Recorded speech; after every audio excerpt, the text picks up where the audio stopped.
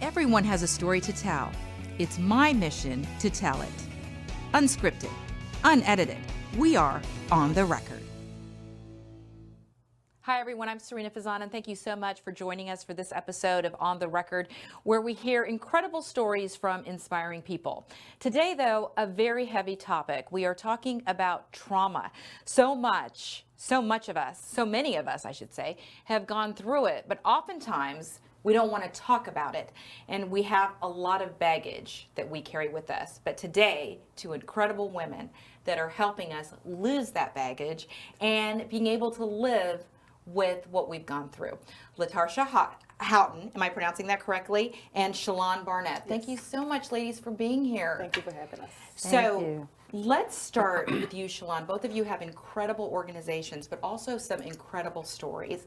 You also are open to talking about you spent some time incarcerated. Correct. If you could share some of your story. Yes. So I always talk about being addicted to going to jail because growing up, I had so much responsibility. I was the oldest of 3 kids, had a lot of responsibility with my father leaving and my mom being a single mom. So the first time I went to jail, it was like, I went for driving with suspended license. So it was just, I just went. But I found myself being in the habit of going every year just because that was the break. I was getting a break from the world, and I had 24 to 48 hours to sit in jail and just read a book and just relax and not really have any stress. And so I found myself doing it every year just to fill some void. And so it really became serious for me because in 2008, I got arrested for something very serious. And when that happened, I ended up spending more time in jail, and that was a changing point in my life. It just happened to not going for 24 to 48 hours, but really longer. Right. So we will delve into that Yes. a little bit deeper. Latarsha, let's go to you right now, though. Even before the show started, you said, what can I share? And I said, on this show, it's unedited, unscripted, and if you're willing to share your story, we want to hear it. And it's a pretty heavy one. Yes, it is. Well, I started a nonprofit called Breaking the Silence, Healing the Pain. I started that nonprofit because I needed to share my story. I felt like my story would be able to help a lot of people. As a teenager growing up, I was being sexually abused by my biological father. Your own dad? My own father. Oh my gosh. As a result of the abuse, I conceived a son. And a lot of people, would say, well, you were in high school, why would you have this baby?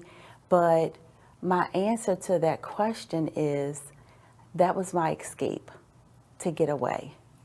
And I just wanted to be loved. As a child, I did not have that because I was with my dad and I was kind of transferred from family member to family member to family member. And I didn't feel that mother and father bond love because my mother was living in Detroit at the time. And she thought, oh, my daughter can live with her dad, which it should be normal for a child to be able to live with their dad. You should be safe with your biological parent. So, I just felt like I needed to have this child so that I can feel the love that I always longed and desired. And it gave me a way to get away. So I met a guy. And he was not, my boyfriend at the time, but I attached myself to him, and then I told him I was pregnant. And so him and I raised my child together. But years later, I came forward, and I wanted the truth out. And so he didn't even know? He didn't know, not at the time. But when I did explain it to him, he did tell me that him and his mother had already known, and that he never wanted to hurt me, and he never changed the birth certificate, and he continued to pay child support and take care of our son because he said that this is his son. What an angelic person. Yes. Honestly, what a truly, and how old is your son now? My son is 32. 32? Yes. Oh my gosh, okay, on the lighter side of the show, girl, you look fantastic. You are beautiful. Thank you. I was ready to hear, oh, he's 16, he's 15, 32. You go, 32. Girl.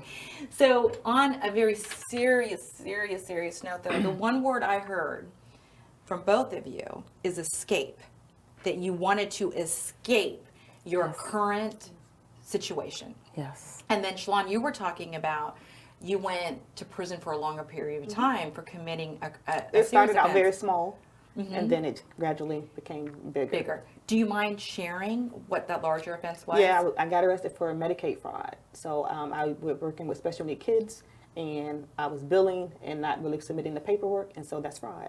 And it took me a long time to admit it was fraud because I was like, well, I was doing the work, but it was fraud. So How long did you have to? How long did you spend behind bars for that? I only spent 19 days behind bars for that offense.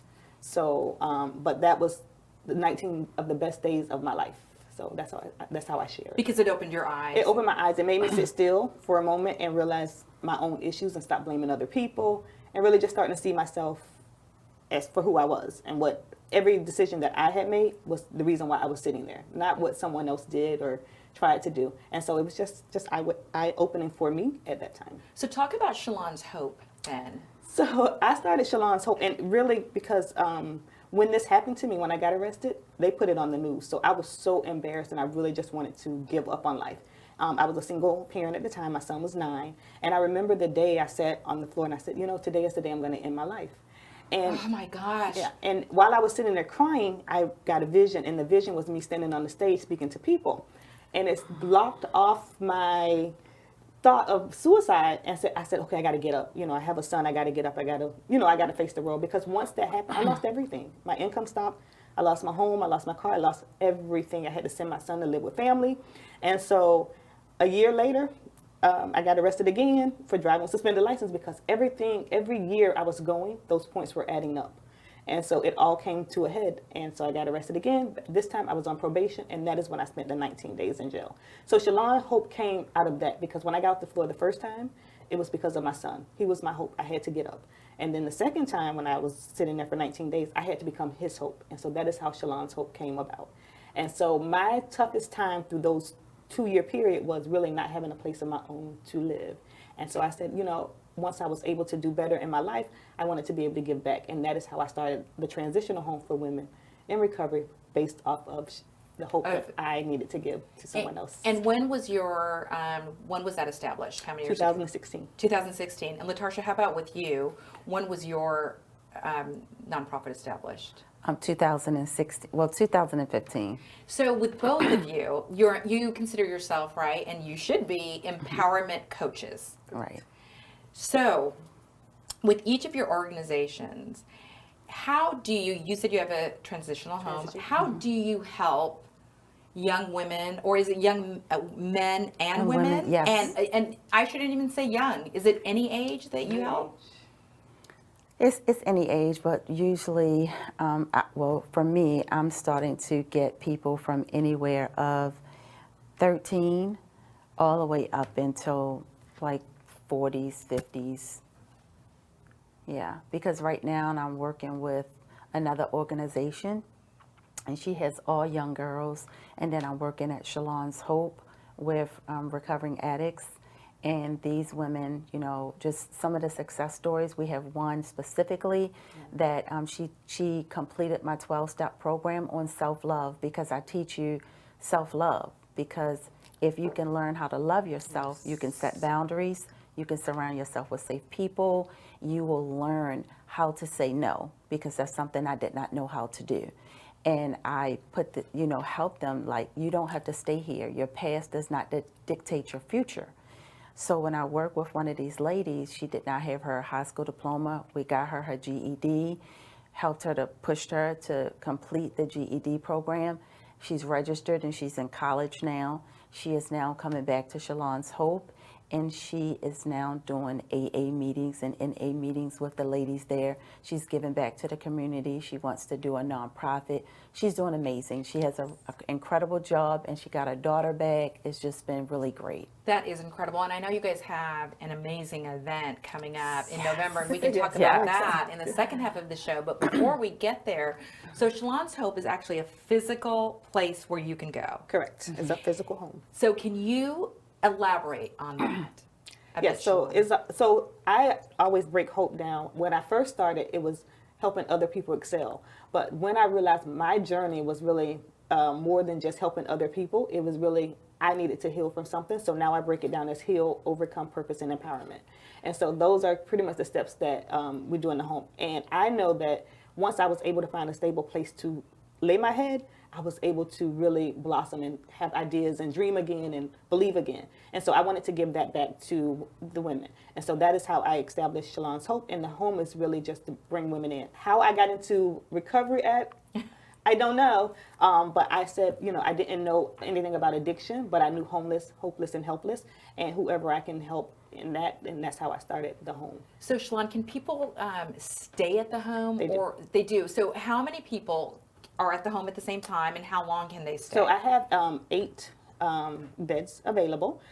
The time is normally 6 to 12 months, but each person is different because everyone, have different situations. So Latarsha so graciously helps me out there with that part, and she kind of does the intake. And so we kind of figure out, what the needs are and how we can help them, and then we just kind of map it out through that way. So I don't have a limited time because everybody's situation is different, and so we just really try to work and help them reach their goals. And one of the things that I do pride myself is when they do decide to transition out, is I give them the bed. So at least you give them the physical bed. Yes, because if they don't have anything else, they will always have a bed to sleep in. Wow. You know what? In all my years of journalism, that is the first time that I've heard that. Yes, that is incredible. So Latarsha, with you and Shalon working together, so you bring your nonprofit, and basically you are 2 powerhouses. Yes. I mean, humility aside, share the story of how the 2 of you met. So I had a social media strategist that used to do all my social media, and she was vetting people in the area because I was transitioning from Maryland to Florida. And she saw Shalon's Hope, and she said, hey, I see a lady here, Shalon's Hope. She said, you guys do a lot of the same work. You're passionate about what you do. She said, I think that this will be a great person for you to collaborate with. So I was like, oh, okay, never paid it any attention. And then I met another young lady at a networking event. They go to the same hair salon together, and she was asking me what I do, and I was telling her how, I have a nonprofit, Breaking the Silence, Healing the Pain. She said, oh my gosh, I had this lady named Shalon. You have to meet her. She said, she said, you guys do a lot of the same thing. You're so passionate about helping people. And so I said, okay, I'm going to, try to reach out to her. So still never happened. So I was watching her on Facebook. At this point now, I'm vetting her. Mm-hmm. And so I was listening to her, and she was talking about a situation, and she was very vulnerable, which what I stand for, transparency and vulnerable. Mm-hmm. And she was very vulnerable about forgiveness and what she was going through. And I said, I have got to connect with this woman. And so when we connected, we were so passionate about what it is that we do. I said, we got to do a conference together. We need to collaborate. And this was the first time I met her. Okay, so hold on to that thought, because the conference is actually coming up in November, right? Yes. So we need to talk about this conference. We're going to go to a quick break. Stay with us. We'll be right back. Why is Precision Garage Door a name you can trust? Because of the Precision Promise. Precision Garage Door, this is Sophia. How may I help you? Your call is answered day or night by a live person ready to help. That's our promise. Our technicians will arrive on time in one of our recognizable, fully stocked vehicles. That's our promise. And there's never an extra charge for nights or weekends to repair your garage door.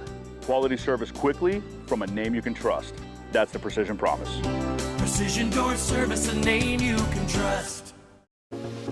Label Swap is a retail store that you can bring in the items you don't want anymore. We will buy them for either a cash offer or store credit, and you can also shop the items as well.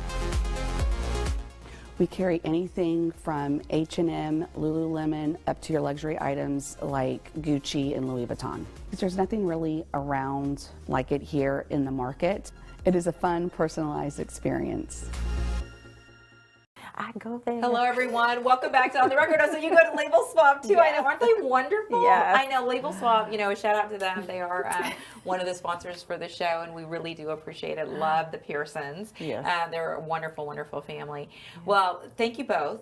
Again, powerful women with powerful messages on the show. We have Latarsha Haughton here and Shalon Barnett. So you guys have a big conference coming up in Yes. November. Yay! Yes. So please share details on the record. Okay. So the conference is It's Your Time to Shine, and the theme is Release the Baggage. It's November 19th, 2022. It's going to be in Tampa at Embassy Suite USF, and we're just very, very excited about it. And she will share a little bit about our guests that are going to be there. Yes, please. So the conference is going to be from 9 to 5 because we have a performance by Jennifer Reel, and she performs here in St. Pete. Yes. Yes, I don't know if you're familiar with Jennifer Reel. She's Will really you good. share who she is? Because I have the opportunity to know who she is, but I'd love for you to share with the audience. Okay, Jennifer Reel, she does live singing. She's phenomenal, and we love going and watching her perform. I met her, and I introduced myself, and I asked her, was she interested in, coming on and singing for us, and she was honored. So I'm so happy. Thank you so much, Jennifer Reel. I know we should say, let's do a shout out to Jennifer Reel and get her on the record. Yes, get on the record. Yes, come on the show. Come on the show.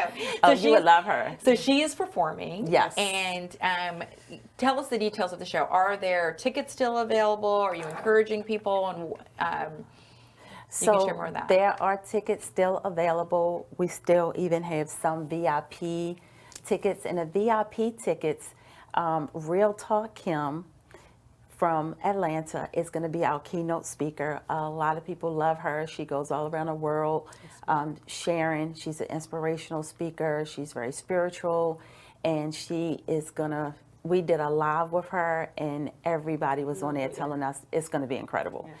And when she comes, they're going to be able to, the VIP people are going to be able to have I think 30 to 45 minute Time with her. Just with her, Mm-hmm. and one-on-one. And then we're going to have a panel, which the panel is going to have 2 men, 2 women, and then we'll have some other speakers in between.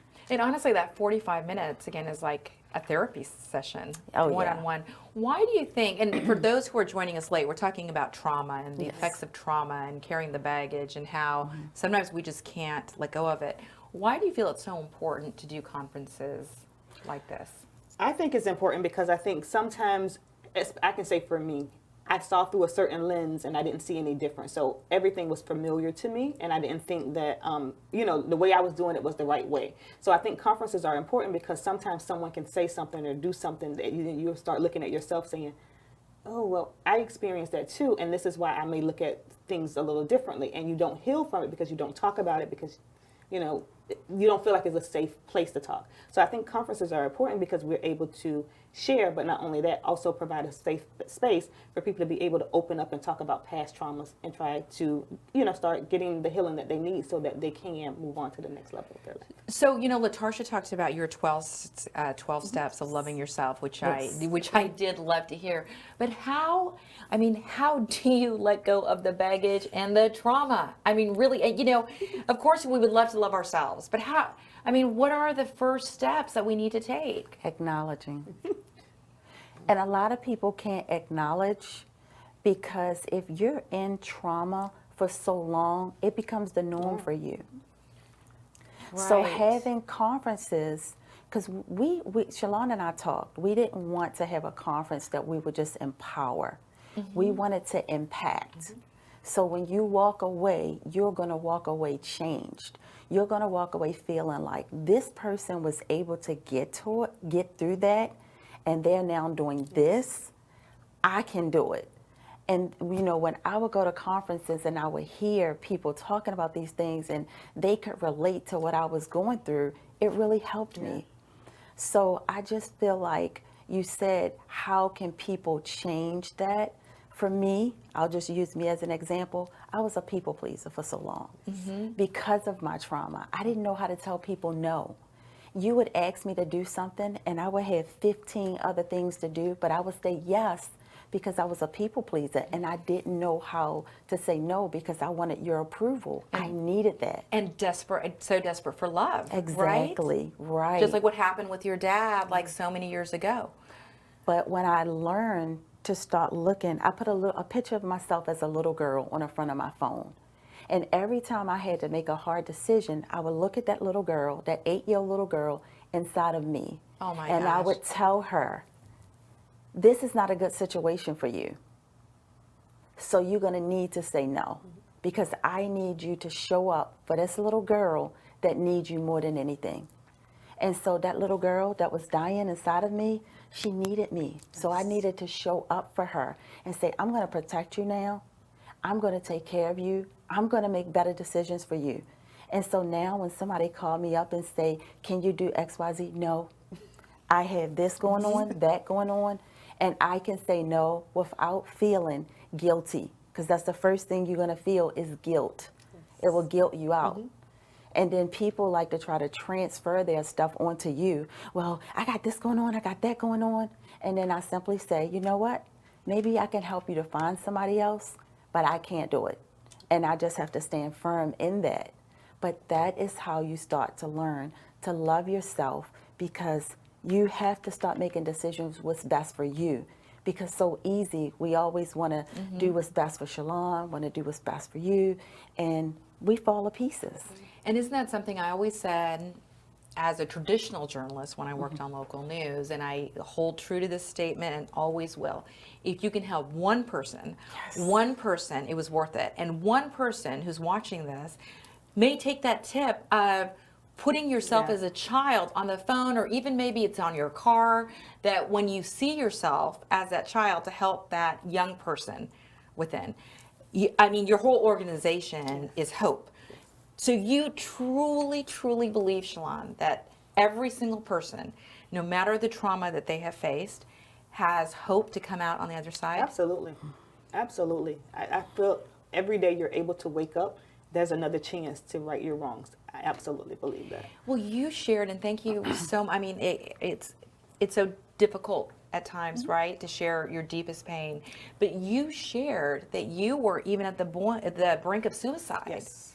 So if you're at the brink of suicide in just one day, I know you can't do it in one day. So what did you tell yourself to keep going every day? I know you talked about your son and having that hope. I think my belief in God, and when I saw the vision, when I saw myself standing on the stage, it was like, it wasn't even me. Like, I couldn't even believe it, but it just, something inside just said, you know, I wanted to find out what that was about.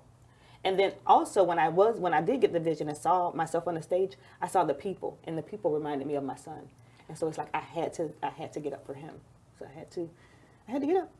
And you have, and you've changed lives in the process. Yes. How do the nonprofits pay for themselves? Like, for instance, for the people who need the beds, do you get federal funding? Is it private donations? How do you do it? I get private donations, and also the women do have a program fee that they do pay when they come in, and also I do fundraisers.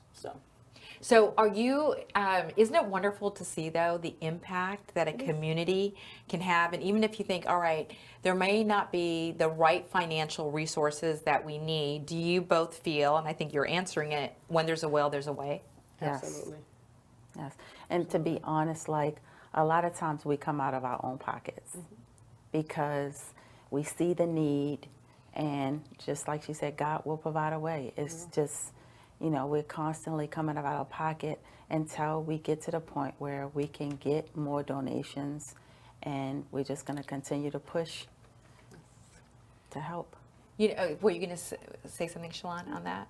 You know, you both talk a lot about, too, also faith, right? And you both have very, very strong faith. And you were talking about the vision that I keep on thinking about. Do you think sometimes that God does put you in certain situations so you are there to help other people with your stories? Yes, truly believe that. I believe what we go through in life is not for us, it's to help someone else, but the lessons that we learn in each situation is for us. Right. So amazing, amazing stuff, guys. How can we find you better? You both have social media handles, or what is the best way to find you, and what is the best way to help the organizations? So I'm on all platforms, in Instagram, Facebook, Twitter, LinkedIn, and it's under Shalon's Hope, or just my name, Shalon Barnett. So.